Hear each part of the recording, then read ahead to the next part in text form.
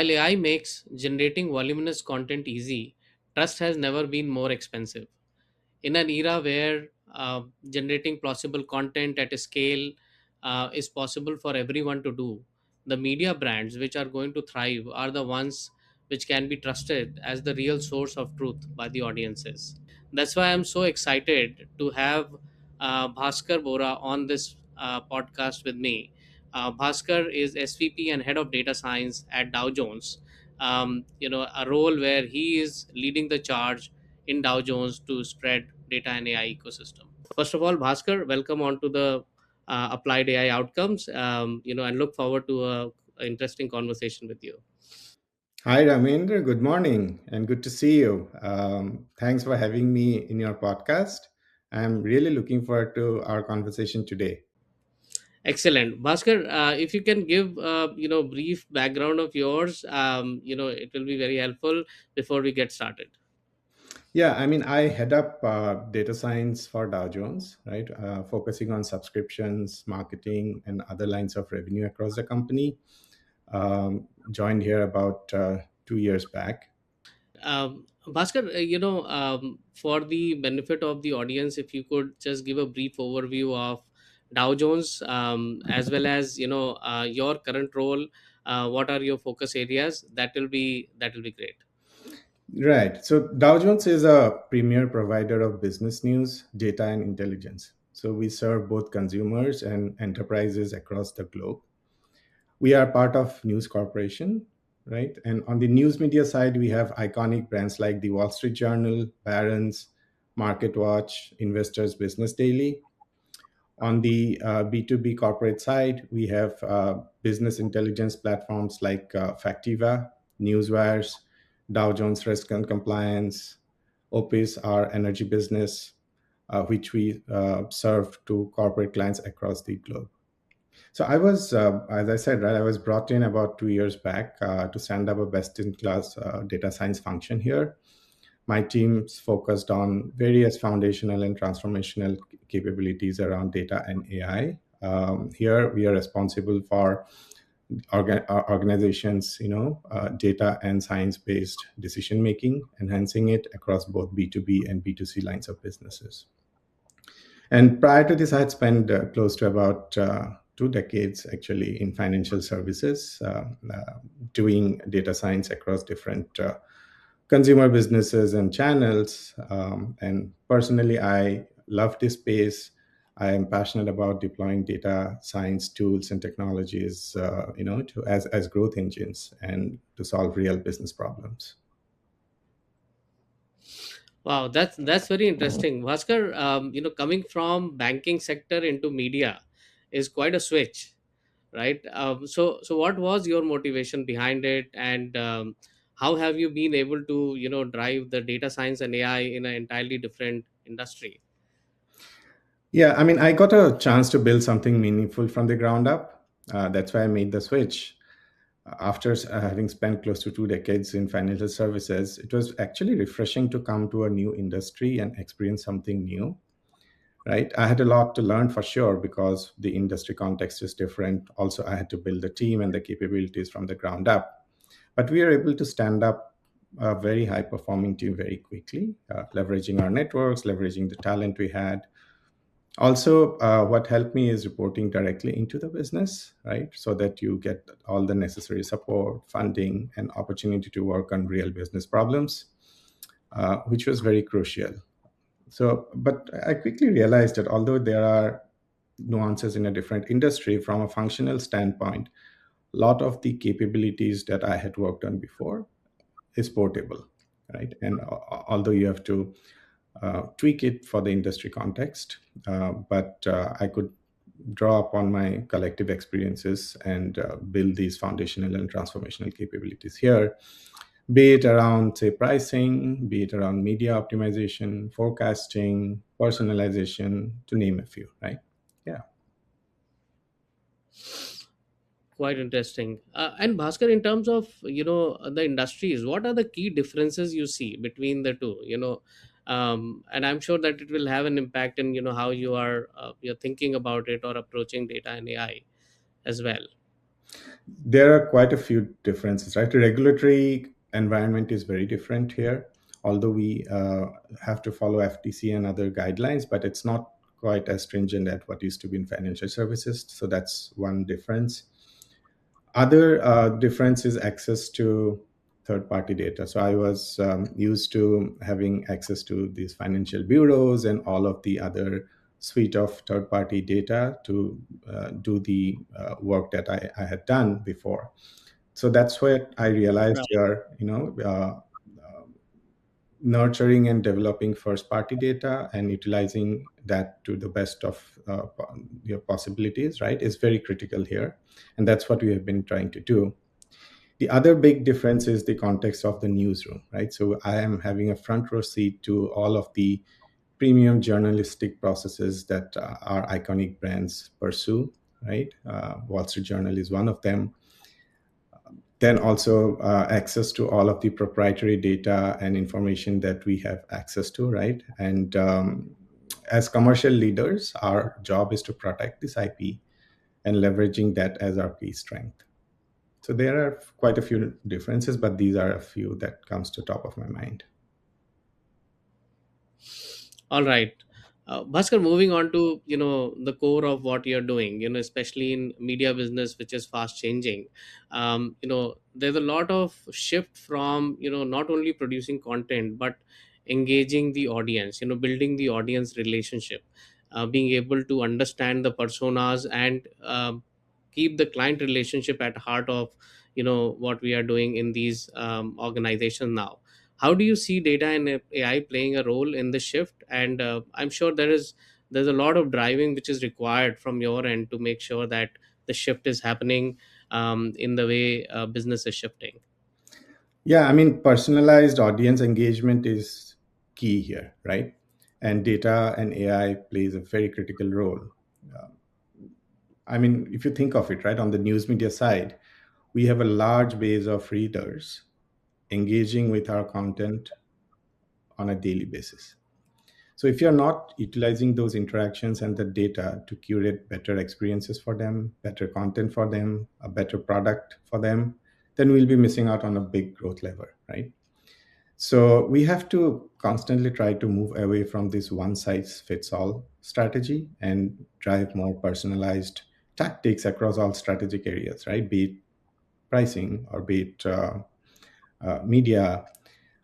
I mean, some examples that people can pursue and should pursue is things like next best action, things like dynamic pricing, dynamic paywall, personalized retention triggers, right? All of these are very successful use cases that companies like us should definitely pursue, especially on the news media side. On the B2B side, AI should be used to curate personalized content for the corporate clients. They each of them are in different industries. Each of them have different data needs. So if we can curate them, right, personalize them, and then also translate them because these clients are located different geographies with different language needs.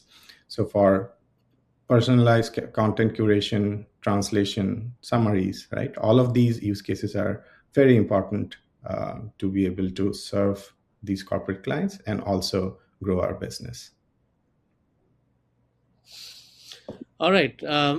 Bhaskar, we have one section where we have this, rapid fire, wherein I'll throw a few questions onto you, and you have to pick only one of the choices with a probably a single liner reason as to why you think that's the best choice.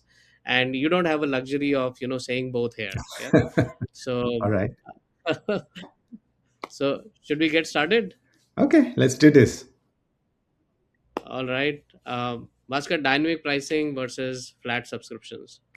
Dynamic pricing, right? As I said, we have to move away from one size fits all strategy, especially price elasticity is very different for these different audience segments. So we need to be able to do dynamic pricing. All right. Audience intelligence or content innovation. Both are important, but since I cannot say both, I would pick audience intelligence, especially in today's day and age, it is becoming even more important to be able to understand and engage your audience in a personalized way. All right. What's your focus? Churn prediction or acquisition? Right now, I would say churn. Uh, it used to be acquisition in our previous context, but right now, uh, especially the market for premium business news is getting a bit saturated. So how can we engage and retain our existing audience has been a key focus area for us.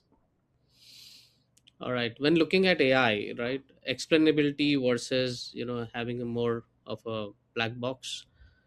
That's an easy one. Explainability. I think you would agree. Yeah, absolutely. I think there are many more dimensions inside it, and probably we will take that up later on in the conversation.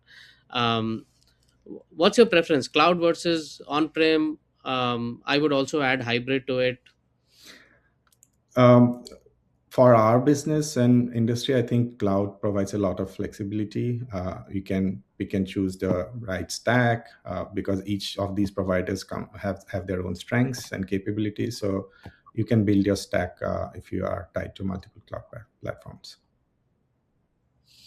All right. And this may be something which especially in your field, which has a lot of creativity as well. Creative intuition versus data driven culture. What is it that you are looking at? Easy one, data driven, right? If you ask me, I'll always push for that. Yeah. Yeah. Brand trust or distribution scale. Brand trust, especially since we have all of these iconic brands, 100 plus years serving clients, we need to be able to maintain that. That's the very key for us. It's very sacrosanct for us. Personalization or mass reach. Personalization. All right, wonderful. Bhaskar, thanks for that rapid fire. One of the key things which we touched on at the context level in the initial was how the brands which are going to become the source of truth are going to be the ones which are going to thrive, and ensuring that this positioning stays true in this world of AI, where the content creation is happening in various ways, even the content distribution is happening in various ways. How do you ensure that this positioning stays right for your brands? Yeah, I mean, we are a powerhouse in business news, data, and intelligence, right? So that's why positioning ourselves as an AI input company, right? Because our trusted, verified, high fidelity data and content becomes very critical for all the AI systems to work well downstream, right? It's a very important ingredient in the ecosystem. Otherwise, chances of misinformation amplifying become so high with AI these days, right? So it's very imperative that we maintain this source of truth positioning and that in the entire ecosystem, and that also becomes our moat as a powerhouse in news, media, data, and intelligence. It is also our moat to be able to maintain that source of truth positioning. So that's why we are approaching AI as authentic intelligence. It's a play on the words, but the philosophy is that this trusted, reliable information is the most important ingredient in this entire ecosystem for AI. So I mean, one other example I can take is if you think of Factiva. Factiva, we have about 8,000 license sources now, cleared specifically for Gen AI, right? It creates a wall garden of verified business intelligence. And that's why we are positioning Factiva as a clean room for AI, right? So this is another example where we are trying to maintain that source of truth positioning through authentic intelligence. And that's one of the ways of data monetization strategy as well, Bhaskar. Yes, definitely, right? As I said, this is our mode. We are not going to let misinformation spread. We are going to be able to lead this source of truth positioning, right? And that becomes our monetization strategy as well. Excellent, Bhaskar. Very, very insightful, and I love the term authentic intelligence. It so much suits the kind of business you are in. And it's also very interesting to see how Factiva is shaping up. As the source of information, which is a trusted source. I think that's going to play a very important role. In actually helping the consumers and audience. Especially when the consumption is happening through the AI layer. Bhaskar, there are risks, a lot of risks which are associated with AI that you are aware, and when you're doing things at scale, right? There have been multiple instances which have been reported where there has been misinformation, or there are things which do not go right. We are putting guardrails around AI. There are a lot of things which are being done to manage these risks. But from your perspective, how do you balance this, the need for speed, to continue with the innovation, but at the same time protecting this brand equity, managing these risks? What's your take on that? Yeah, I mean that's very pertinent to what we do here. I'm part of the AI steering committee for Dow Jones, and these kind of Mm-hmm. trade-offs are exactly what we deliberate very hard on every day, right? In terms of AI governance, policy, principles. A few principles matter a lot to us. One is ownership, right? We are a publishing company at the core, so we prioritize protection of IP of all of our journalists, right? And safeguarding their work, safeguarding their integrity, and ensuring fair compensation is critical, right? We should not allow AI models to ever train on Dow Jones content without explicit fair value compensation.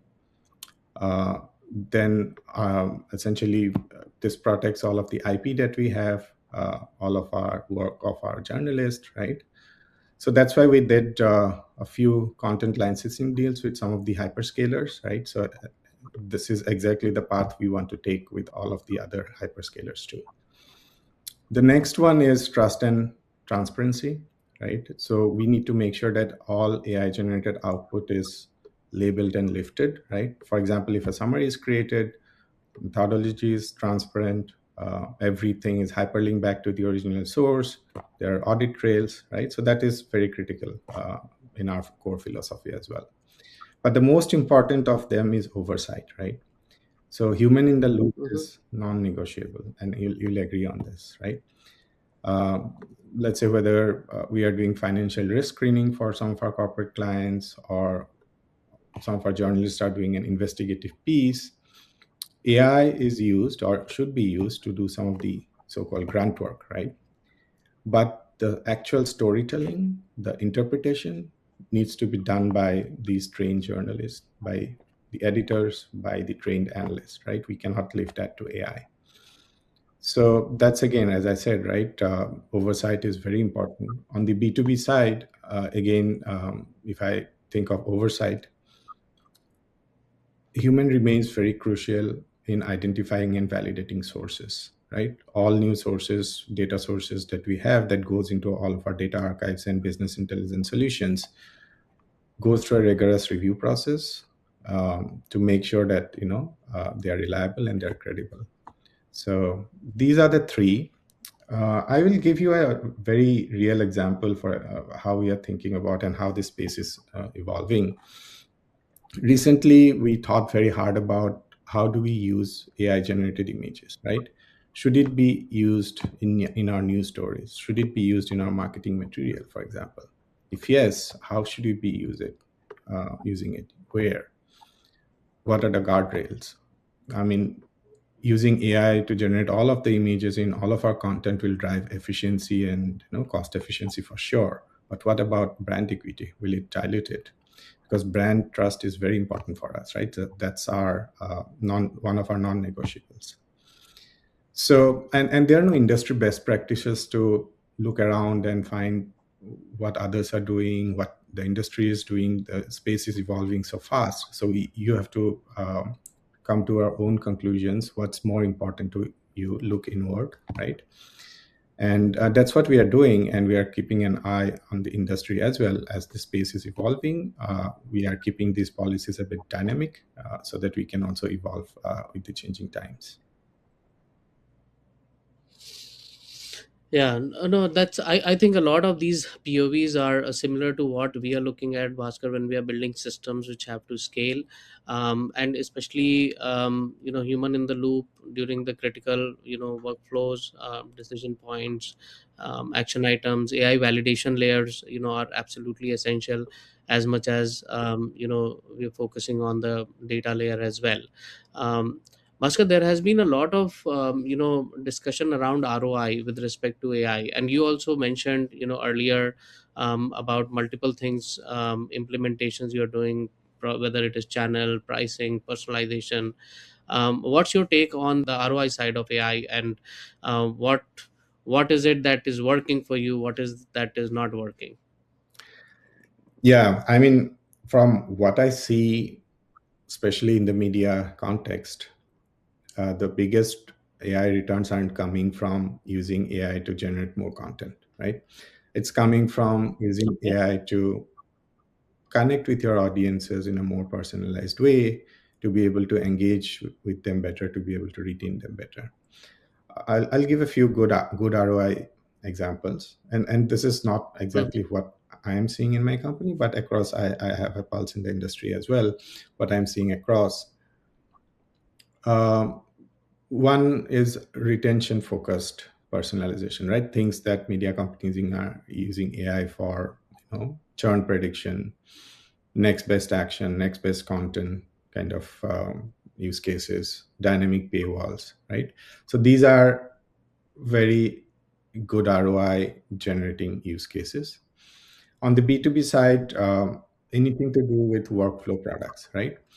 How we are able to embed AI into our corporate clients' research workflows, for example, compliance tools, due diligence platforms, right? If we can embed AI to be able to curate, translate, and summarize content for them, that's where we are seeing good ROI. But the most foundational and the biggest impact has been getting our data to be AI ready, right? The boring work of streamlining years and years of data archives has become the most profitable investment that I am seeing it firsthand, but also I have heard from other folks in their context as well.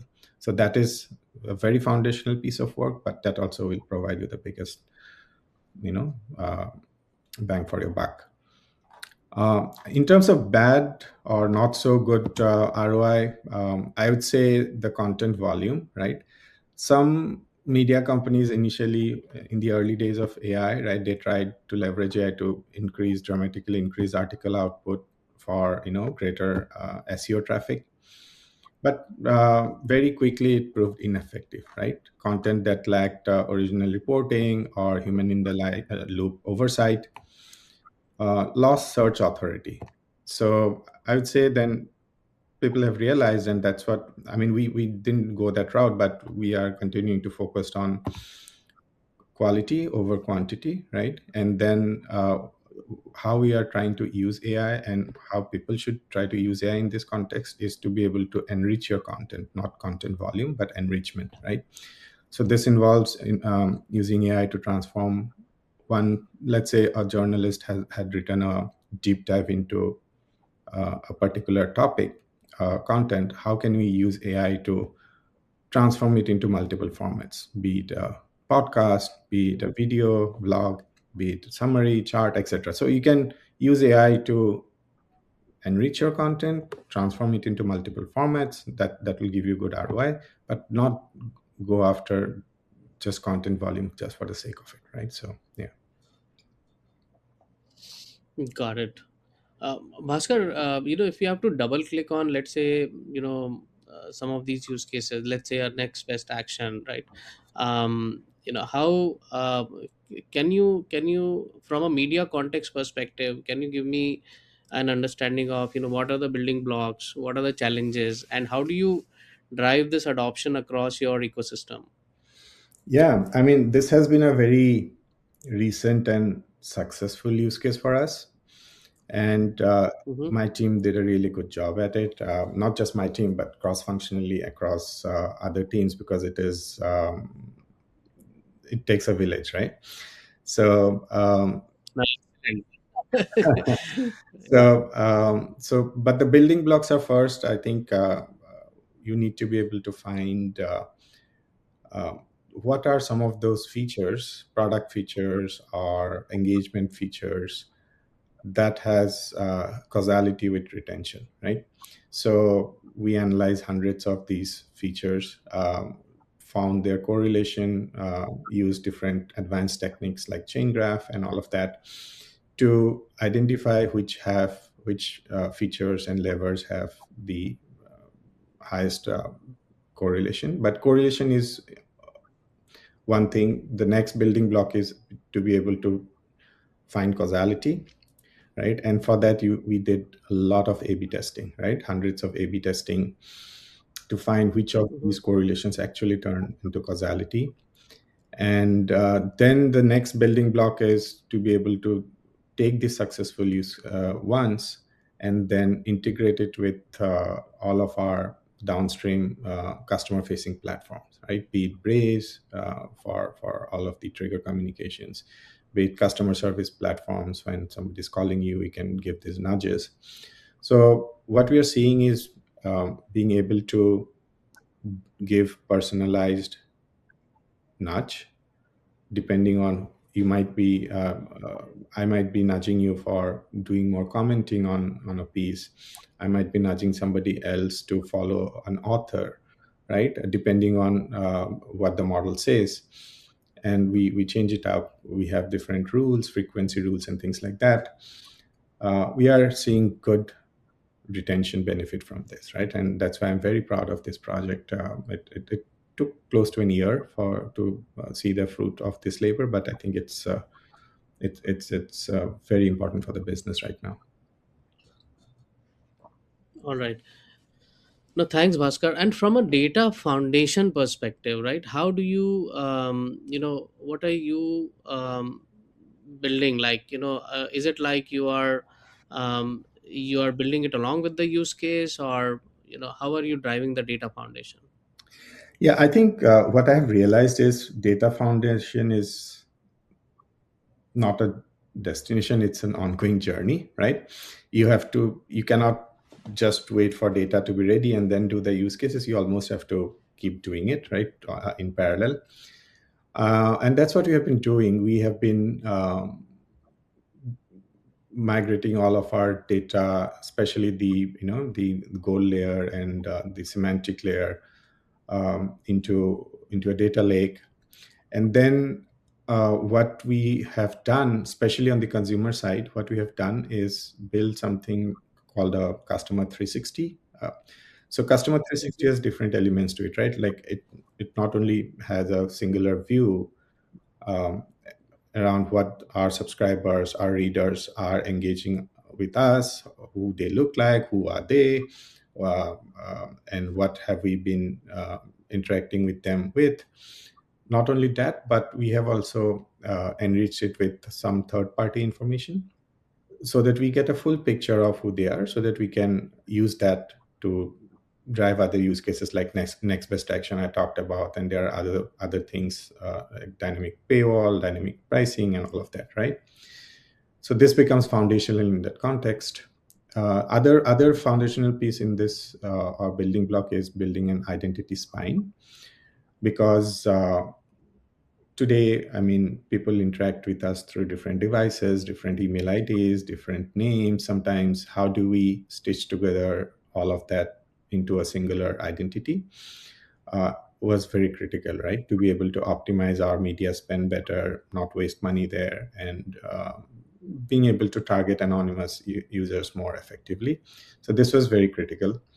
And this was on the consumer side. We are building something similar also on the corporate side, called Client 360. It's not it's in very early stages, but the thought and the concept is similar, right? Yeah. Got it. Got it.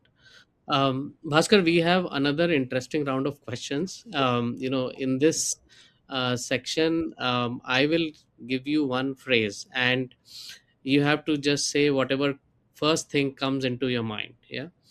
And so you won't have, a second chance on this one. You just have to think whatever is coming for the first time. You just have to say it. Yeah. Okay. Okay. Are you for it, Bhaskar? Yeah. Let's see. Okay. Maximum ROI for agentic AI in media. Content enrichment. All right. Data foundation for AI. The best dollars you will spend on. AI plus execution reality. Need to have an enterprise AI framework first. LLMs. Will be commoditized. Okay. Interesting. Bhaskar, can you just elaborate a bit on this LLM point? What's your thought around this? There are a number of views emerging. What are you thinking? I mean, it's a very fast evolving space, right? I keep find it very hard to keep following it every day. But my take is that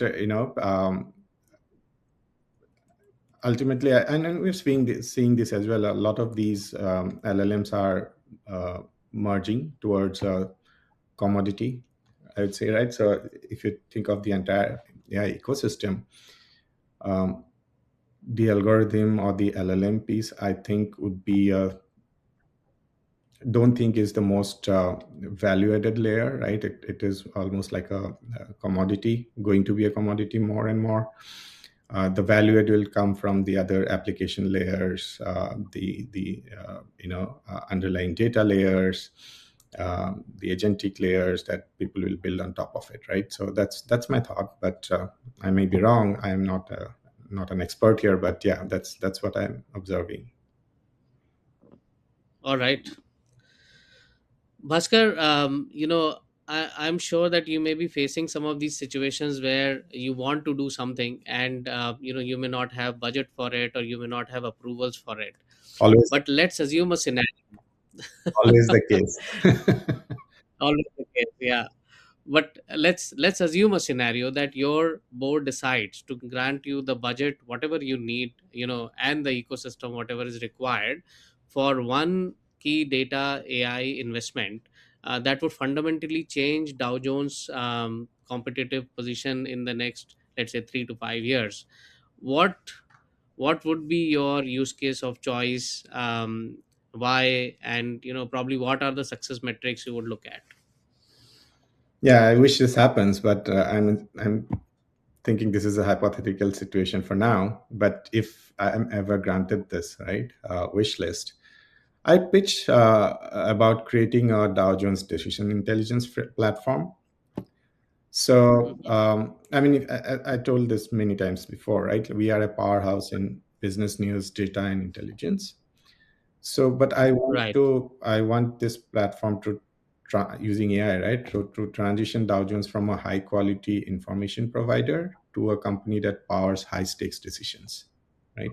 So we have a lot of premium content from the Wall Street Journal, from Factiva, from Risk and Compliance.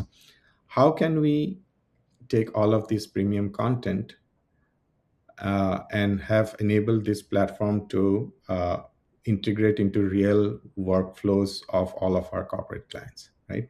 So that's the idea. And if you think about the benefits, it will be a big margin and moat expansion for us, right? So it will elevate Dow Jones up the value chain. We're not just a high quality information provider. We are integrated into all of the clients' tools and workflows where they are making high stake decisions, and we are helping them, enabling them, empowering them, right? So that would be my pitch. Obviously it's not going to be a very cheap investment. It will require a lot of investment, but it will be very critical, right? I mean, we have a unique uh, strength of these data assets, high fidelity data assets, as our backbone, as our content, right? If we can utilize Right. them, and it can be a defense against all of these LLMs as well, right? How we can build something more proprietary would be my pitch. And the success metric, I would say, I mean, we as a media company sometimes focus a lot of time on, or a lot of focus on time spent, like trying to see how much time our audiences are spending on our properties and all of that. I would say more important metric will be decisions influenced, how we are able to enable our both consumer and corporate clients to make high stake decisions better. So that would be a key success metric, I would say. That's very interesting. So, embedding this into the customer side and making sure that your data is being used for high stake decision making. Yeah, that's an interesting concept, and a lot of work required on the vertical side as well, as you look at the solution, right? Probably this may also have a lot of dimensions of what verticals and things like that. Yeah. Right. Very interesting, Bhaskar. Thanks for that. I can see the ticker moving, and we are almost towards the end of this discussion. One last question before we wrap up our conversation. Basis your industry experience, and that too across multiple industries, and today that you're working with one of the top media institutions. What will be your key takeaways which you want to share with data and AI community, especially with people who may be building something similar in media industry? Yeah, I mean, the most foundational piece is to be able to have trusted structured data, right? How do we make sure Hmm. you are structuring your data into machine readable signals, invest more in things like knowledge graphs, metadata systems, event and entity tagging, right? So that having that structured data, that layer, right, is very important. The other piece is, I mentioned, I think, retention over acquisition. Hmm. The acquisition is important. I'm not saying it's not important, but it is becoming secondary to hyper retention, especially for a industry and company like us. So how do I drive more personalized engagement and retention is even more critical now. And data and usage of data and AI is important, and not only important, but it is the most important thing there, right? And the last but not the least, I would say, is how do we solve for agentic readiness. So if you think about it, right, very soon your primary reader may not be a human with a smartphone. It will be that human's AI personal assistant or a corporate research agent. Now, to stay competitive, our data must be machine readable, right, and agent friendly. If that AI agent cannot easily parse your paywall, read your content, verify your facts, and credit your brand, then that content will effectively disappear from that ecosystem. So if your data isn't indexable by agents, it will not exist in future. So we need to be able to solve for this agentic readiness as well. Yeah, these are the few that comes to my mind, but there, I'm sure there are a lot others. But yeah. All right. We are at the end of this conversation. Bhaskar, thanks a lot for taking our time and for sharing all the insights. I must tell you that this session has given me a lot of inputs about how we should go about doing and building AI systems for media houses. And thank you so much. Thank you, Ramendra. I had a wonderful time chatting with you as well. Talk to you later. All right. Thank you. Bye bye.